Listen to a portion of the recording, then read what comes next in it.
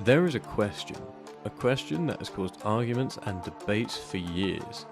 Debates that go back and forth with new studies supporting either side each year, multiple times a year. That question is, do video games cause violent behaviour? And today, I'm here to tell you the answer to that question. I'm also here to show you. I'm Reese Fuller, and welcome to Violent Games, Not Violent Gamers.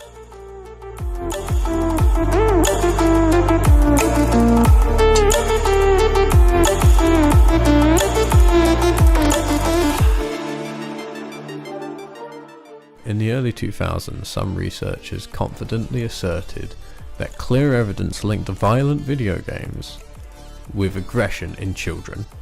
However, in recent years, more long-term studies have come out proving the contrary. A recent study in the Netherlands, consisting of 194 children, was done over a period of about 2 years. The children were aged 9 years old at their first assessment, and their next assessment came a year later at the age of 10. When the researchers assessed the children a second time, they found no major differences between the behaviour of the children and that of children that were not playing video games.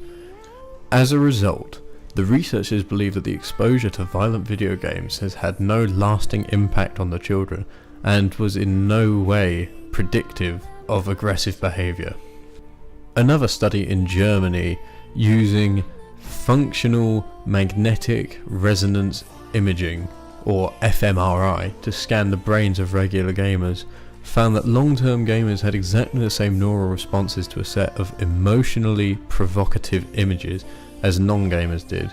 This means that the brains of gamers still work in the exact same way as the brains of non-gamers, completely debunking the theory that gaming somehow alters a person's mentality or cognitive functions to make them more aggressive. In addition to this, other studies have shown gaming to improve hand-eye coordination and even reduce stress levels. Ben is a student here at Farnborough College of Technology. Ben has been playing video games for most of his life and is quite an avid gamer. However, Ben has a tendency of acting violently whilst losing his temper from video games. So, Ben, how long have you been a gamer? Since I can really remember. Started on the Nintendo 64, Sega Mega Drive, and then moved on to same time really, PS1, PS2, Xbox 360, etc. How often do you rage?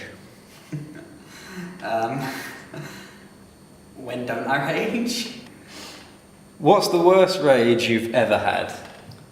Worst rage? Just gaming related. Probably when I was like 10, back in Gears 2. I don't know, I threw my controller at the TV and, I had to get a new TV. Do you believe that video games are the cause of your temper? No. Would you describe yourself as a violent person? Sometimes. Not really though. Do you believe video games cause violence? Oh no. Stuart is a lecturer here at Farnborough College of Technology.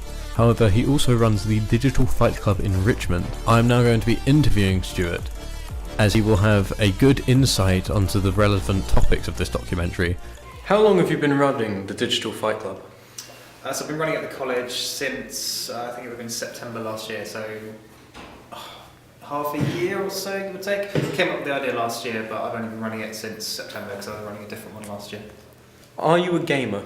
I'm a massive gamer, yes. Spend a lot of my free time gaming when I'm not doing music. Have you had any negative experiences with ragers? What do you mean by rager? Oh, people that are just angry while gaming. Yeah, you get the odd salty is like the phrase they use. So I play games like Overwatch. You get some interesting people on that if you do competitive.